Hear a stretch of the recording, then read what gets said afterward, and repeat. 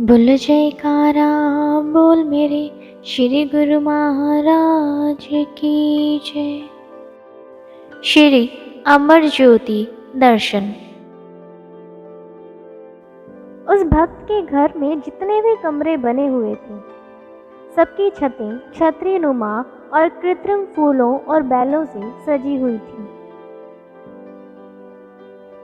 मानो प्रत्येक छत पर बगीचा लगा हो।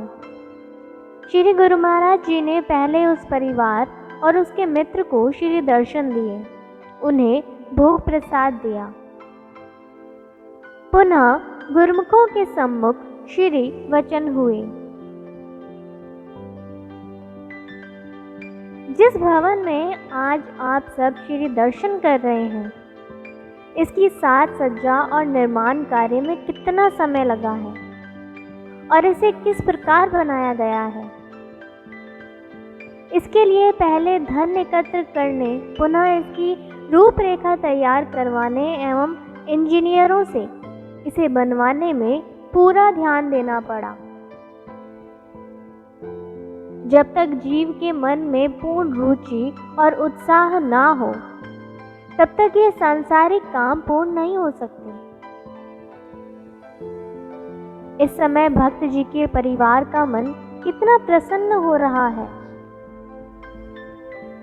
और इस भवन की शोभा भी सबको अच्छी लग रही है। जिस प्रकार तन मन धन और समय लगाकर ही सांसारिक सुख के साधन जुटाए जा सकते हैं, इसी प्रकार ही आत्मिक सुख को पाने के लिए आध्यात्मिक कार्य करने अति आवश्यक है। जीव अपनी सुरति को केंद्रित करके ही हर काम में सफलता प्राप्त कर सकता है। प्रमाण स्वरूप यदि मकान निर्माण की ओर ध्यान ना दिया जाए, स्वयं देखरेख ना की जाए, तो इंजीनियरों द्वारा निर्माण कार्य में कमियां रह सकती हैं। ऐसे ही संत महापुरुष इसी बात पर जोर देते हैं और चिताते हैं कि तन मन धन और रुचि और उत्साह से आत्मोन्नति के कार्य करो। सांसारिक कार्य व्यवहार करते हुए अपनी सुरति को अपने असली काम भजन बंदगी की ओर लगाए रखोगे तो यहाँ सुख मिलेगा और मालिक की दरगाह में भी सम्मान पाओगे। जैसा कि आज आप सबको आत्मिक खुशी मिल रही है। क्यों? क्योंकि आप सबको सत्संग के साथ साथ श्री दर्शनों का सौभाग्य भी प्राप्त हो रहा है। इसी से खुशी मिल रही है। यह सदैव याद रखना कि भक्ति के पांचों नियम निभाओगे तो ये सब चीजें आपके लिए सुखरूप बन जाएंगी। इसके पश्चात आप गुरुमुखों को साथ लेकर अलसूर लेक पर गए। आप कार से उतरकर सैर करते हुए आगे चल रहे थे और गुरुमुख भी पीछे पीछे चलते हुए जा रहे थे। आश्रम के सामने की ओर लेक के किनारे आपने मुस्कुराते हुए फरमाया, इस लेक को देखो, यह क्या कह रही है। एक भक्त ने विनय की, प्रभु इसकी ठंडी हवा यह कह रही है कि मैं आश्रम की ओर जा रही हूँ। दूसरे भक्त जी से पूछा, आंख बंद करो और लेक की दास्तां सुनो। भक्त जी ने आंखें बंद की और पुनः खोलकर श्री दर्शन करते हुए विनय की, स्वामी जी यह लेक तो अपने सौभाग्य पर इटला रही है। यह कहती है कि सामने श्री परमहंस अद्वैत मत आश्रम विवेक धाम श्री प्रभु जी ने असीम कृपा करते हुए मानो मेरे लिए ही बनाया है। वहाँ से नाम सुमिरन भजन भक्ति सेवा सत्संग के शीतल एवं मधुर झोंके मेरी ओर आते हैं, तो मेरी लहरों में भी मधुर संगीत झंकृत होने लगता है। प्रातः जब श्री प्रभु जी मेरे तट पर सैर करने के बहाने कृपा करते हैं, मुझे निहारते हैं और मेरी आंतरिक पुकार को पूरा करते हैं, तो उस समय मैं अपने हृदय की प्रसन्नता का वर्णन नहीं कर सकती। सत्य ही है कि महापुरुष हर युग हर समय में चर अचर सबके साथ संबंध अपना वायदा निभाते हैं। मुस्कुराते हुए आपने फरमाया, आश्रम बनाने के लिए धुर दरगाह से नक्शे उतर कर आते हैं। इस प्रकार सब गुरुमुख श्री प्रभु जी के साथ भ्रमण का आनंद लेकर और श्री प्रवचनों को श्रवण कर वापस आश्रम लौट आए। श्री सद्गुरुदेव जी महाराज ने विवेक धाम में ऊपरी छत पर एक बगीचा बनवाया, जिसमें कई प्रकार के रंग बिरंगे पुष्पों एवं बेलों से सुसज्जित फुलवाड़ियाँ थीं। हर पौधे पर उसका नाम भी लिखा हुआ था। पौधों पर बनी पक्षियों की छोटी छोटी आकृतियाँ ऐसे दिखाई दे रही थी जैसे वे कृत्रिम ना होकर वास्तविक हों। पौधों पर चिड़ियाँ चहक रही थी। तोते श्री प्रभु जी के आगमन पर जय हो बुलाते और सब गुरुमुखों को जय सच्चिदानंद कहकर हर्षाते। उनमें लाइटों की सजावट अत्यंत सुंदर थी। आप साय समय कुछ प्रेमियों की विनय पर छत पर बनी बगिया दिखाने गए। ऊपर चढ़ते ही आपने फरमाया, हमारा यह ग्रीन हाउस देखो, इसकी सैर का आनंद लो।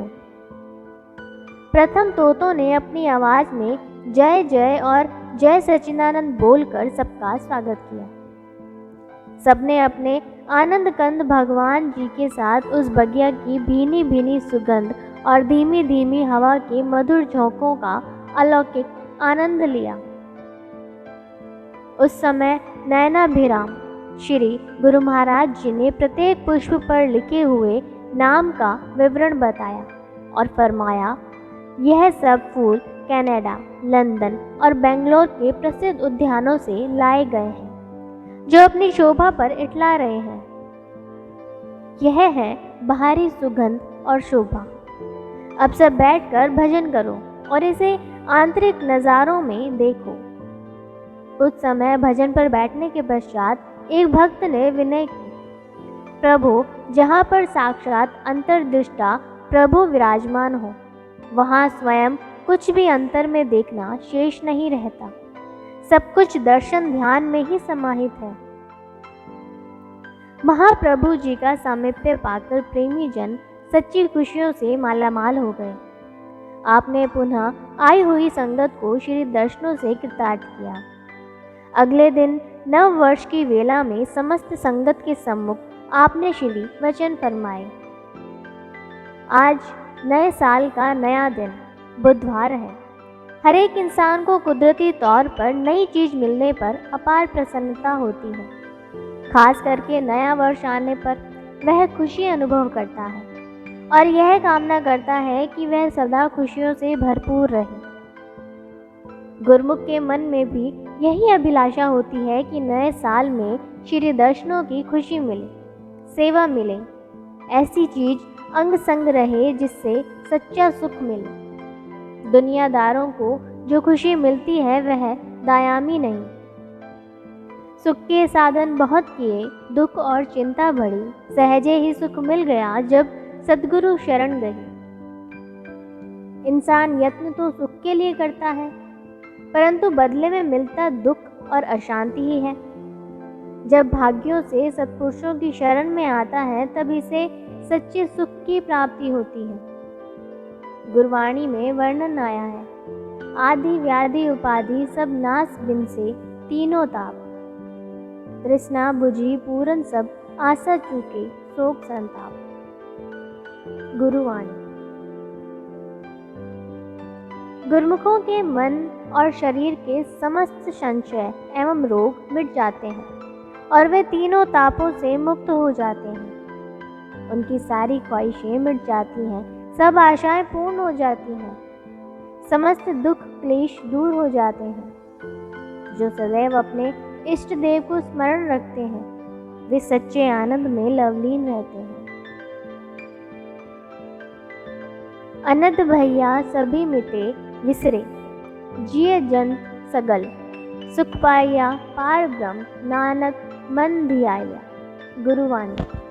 गुरुमुखों के सब दुख दूर हो गए हैं और वे शांति से भरपूर हो गए हैं। जिसने मालिक के नाम को हृदय में बसा लिया वे सदैव आनंदलीन रहते हैं। इसलिए नया साल आप जैसे गुरमुखों को मुबारक होता है, जिनको सच्ची खुशी मिल गई है। वे ऐसा काम ही नहीं करते जो दुख चिंता की ओर ले जाए। गुरमुखों का हर कर्म उन्हें मानसिक और शारीरिक सुख देता है। जिस प्रकार संसारी जीव 10-20 कारोबार करता है ताकि चारों ओर से पैसा कमा सके, गुरमुख जन भक्ति के सभी नियमों श्री आरती, पूजा, सेवा, सत्संग, सुमिरन, दर्शन, ध्यान की कमाई करते हैं ताकि अधिक से अधिक भक्ति धन कमा सके। नए साल में यही कामना करना है। महापुरुष यही चाहते हैं कि गुरमुख भक्ति का धन एकत्र करें ताकि परलोक में जाते हुए कठिनाई ना हो, अपनी यात्रा पूरी करके यहाँ भी सुखी रहें और आगे भी सुखपूर्वक जाएं। इस प्रकार आपके पावन प्रवचनों को श्रवण कर और नव वर्ष की शुभ वेला में शुभ आशीर्वाद पाकर संगत निहाल होकर जय जयकार करने लगे। खुशियों के भंडार, सुखों के आगार आनंद कंद महाप्रभु जी ने सब प्रेमियों पर कृपा और रहमत की बरसात की। करुण वरुणालय, करुणा सागर, करुणा के अवतार हैं। कृपा दृष्टि जहाँ पर भी डालें खिल जाती गुलजार है। ग्राम सरजापुर की भूमि थी, कांटे झाड़ झंकार भरी। कर सृजन प्रभु मुझे संवारो, उसने करुण पुकार करी। महाप्रभु जी बेंगलोर आश्रम पर विराजमान थे। प्रातः 4 बजे के लगभग आप आश्रम के बाहर सैर के लिए पधारते। एक दिन आप सैर करते करते कब्बन पार्क की ओर, जो उस समय एक छोटा सा जंगल था, की ओर चल दिए। फुटपाथ पर चलते हुए आगे एक दरार सी दिखाई दी। साथ में चल रहे भक्त जी उस दरार को बंद करके खड़े हो गए। वचन हुए, क्या बात है, यहाँ आकर क्यों खड़े हो गए हो? भक्त जी ने कहा, प्रभु यह एक बड़ी दरार है, आपका श्री चरण इसके ऊपर ना आ जाए, इसलिए मैं इसे ढककर खड़ा हो गया हूँ। फरमाया, भक्त जी आप शायद नहीं जानते कि इस दरार में लाखों करोड़ों छोटे जीव हैं, जो युगों से इस प्रतीक्षा में हैं कि कोई महापुरुष आए और आकर हमारा उद्धार करे। आपके इस प्रकार दरार को ढक देने से वे दर्शन लाभ से वंचित रह जाएंगे। भक्त जी ने आपके रहस्य भरे वचनों को श्रवण कर क्षमा याचना की और एक ओर हटकर खड़े हो गए। महापुरुषों की अगम और अपार लीला को तो वे ही स्वयं जानते हैं। सन 1991 की बात है। आप विवेक धाम आश्रम से भ्रमण के लिए बाहर निकले। श्री कार जब मुख्य द्वार पर पहुंची तो फरमाया, आज किधर जाना है? भक्तों ने विनय की, प्रभु उधर विधानसभा की ओर, जहां सचिवालय भी है। श्री वचन हुए, बेंगलोर में और कोई जगह नहीं है सैर करने की? कार चला रहे भक्त जी ने कहा कि ऐसी हरियाली वाली जगह बेंगलोर एयरपोर्ट के पीछे भी है। वहाँ हरियाली तो खूब है, परंतु वहाँ सड़क नहीं है, रास्ता सारा कच्चा है। श्री वचन हुए, आज चलो उधर ही चलते हैं। श्री आज्ञा अनुसार वे सब उधर चल पड़े। एयरपोर्ट के पिछले भाग में पहुंचकर देखा, वहाँ हरियाली तो बहुत थी, परंतु रास्ता बहुत खराब था। मिट्टी वाला कच्चा रास्ता, जहाँ गाड़ी बिल्कुल चल नहीं पा रही थी। भक्त जी ने श्री चरणों में विनय की, प्रभु रास्ता बहुत खराब है, मौज हो तो वापस चलें। फरमाया, आप आगे की ओर चलते जाओ। जैसे ही श्री मुख से ये वचन हुए गाड़ी धीरे धीरे आगे बढ़ने लगी। थोड़ा आगे पहुंचने पर देखा कि वहां सब जंगल ही जंगल है। उस सुनसान जगह पर पहुंचकर आपने कार रुकवा दी। आप कार से नीचे उतरे। क्या देखा कि आगे एक छोटा सा नाला था। सभी प्रेमी भक्तों ने आसपास से कुछ झाड़ियां, पत्थर व घास आदि एकत्र करके उस नाले को ढक दिया और आपने उस नाले को पार करके दूसरी तरफ कृपा फरमाई। उस तरफ जमीन कांटों व झाड़ झंकार से भरी हुई थी। इतनी बड़ी जमीन पर केवल एक ही वृक्ष दिखाई दे रहा था। आप अपनी मौत से उस कांटों भरी जमीन को श्री चरणों से कृतार्थ करने लगे। जितना आगे बढ़ते गए उतने ही मोटे मोटे कांटे श्री वस्त्रों पर लिपटने लगे। प्रेमियों से देखा ना गया और वे श्री चरणों में विनय करने लगे कि प्रभु कृपया यहाँ से वापस चलो, यह जमीन तो कांटों से परिपूर्ण है, श्री वस्त्र भी कांटों से भर गए हैं। श्री वचन हुए, हमें इस जगह का निरीक्षण करना है। पूरी पर जमीन की परिक्रमा करके वापस आए तो उस वृक्ष के नीचे कुर्सी पर विराजमान हो गए। साथ में आए हुए महात्मा और प्रेमी जन जमीन पर बैठ गए और श्री वस्त्रों से एक एक करके सारे कांटे निकालने लगे। जब सारे कांटे निकल गए तो भक्तों ने मन ही मन अनुमान लगाया कि श्री प्रभु जी अवश्य ही यह जमीन पसंद कर रहे हैं। आप इसे खरीदने की आज्ञा फरमाते इससे पहले ही भक्तजनों ने विनय की, प्रभु यह जमीन तो अत्यंत कंटीली झाड़ झंकार से भरी हुई है, चहुं और जंगल ही जंगल है। आपने मुस्कुराते हुए फरमाया, गुलाब की डंडी पर कितने कांटे होते हैं, उन कांटों पर ही फूल खिलते हैं। यहाँ पर भी ऐसा ही होगा। पुनः भक्त मधु कपूर जी को संबोधित करते हुए फरमाया, इस जमीन पर हम एक स्कूल बनाना चाहते हैं जहाँ बच्चों को कम फीस में उच्च शिक्षा प्राप्त हो सके।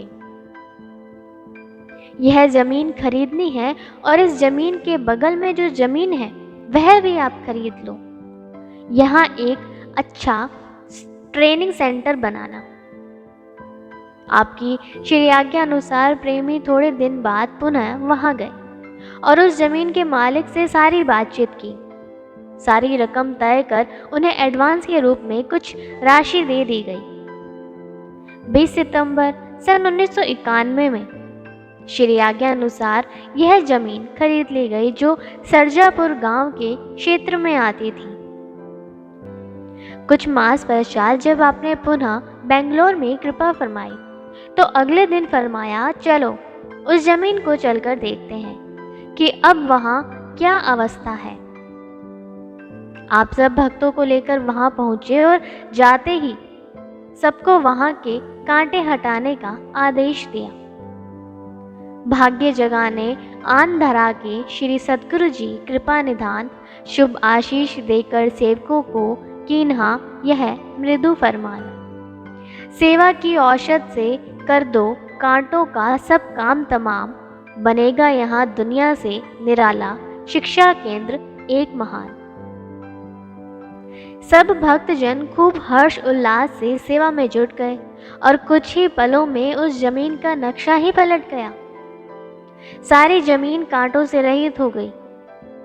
जिस जमीन पर पांव रखने की भी जगह नहीं थी, सब और कांटे ही कांटे थे, वह आज महाप्रभु जी की एक दृष्टि मात्र से, उनकी कृपा से, भक्तों की सेवा से बिल्कुल साफ हो गई।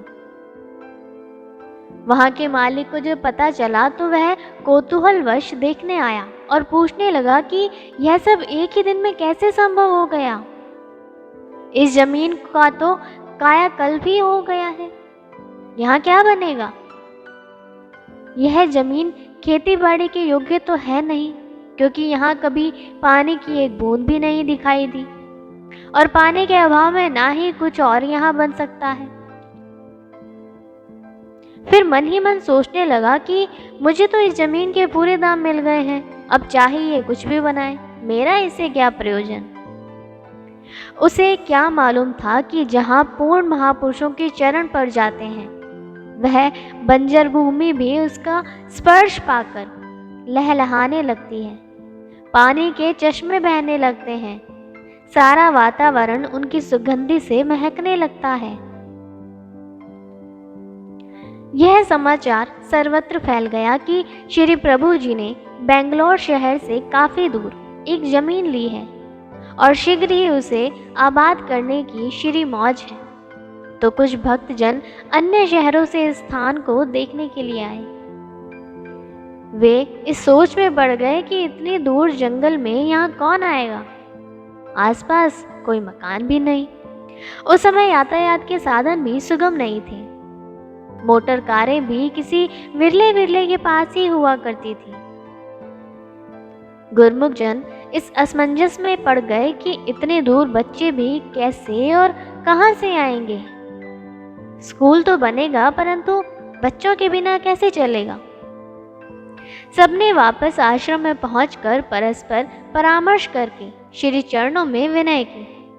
प्रभु, जिस जमीन पर आप स्कूल का निर्माण करना चाहते हैं वह तो पूरा जंगल है, वहां दूर दूर तक कोई मकान नहीं दिखाई देता। फिर ऐसे में बच्चे कहां से और कैसे आएंगे, स्कूल कैसे चलेगा।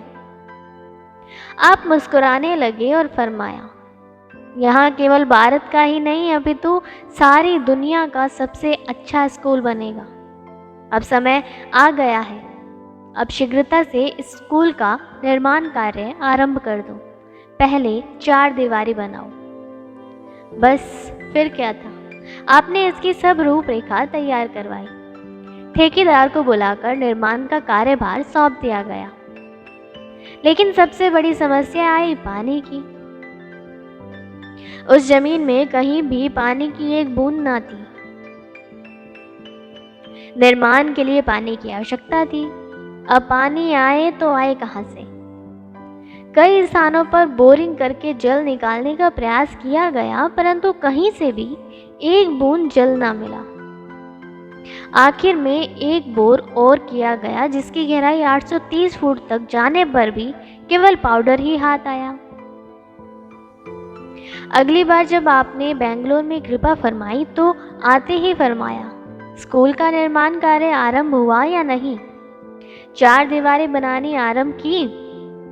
प्रेमियों ने हाथ जोड़कर विनय की, स्वामी जी वहां एक बूंद पानी नहीं है। ना जाने कितने बोरवेल बनाए परंतु पानी नहीं निकला।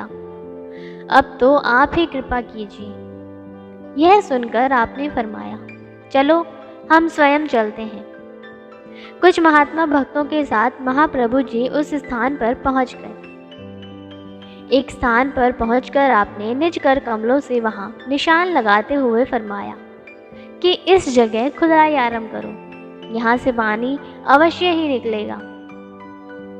सबने श्री आज्ञा शिरोधार्य कर उस स्थान को खोदना आरंभ किया। क्रमशः बोलो जयकारा बोल मेरे श्री गुरु महाराज की जय।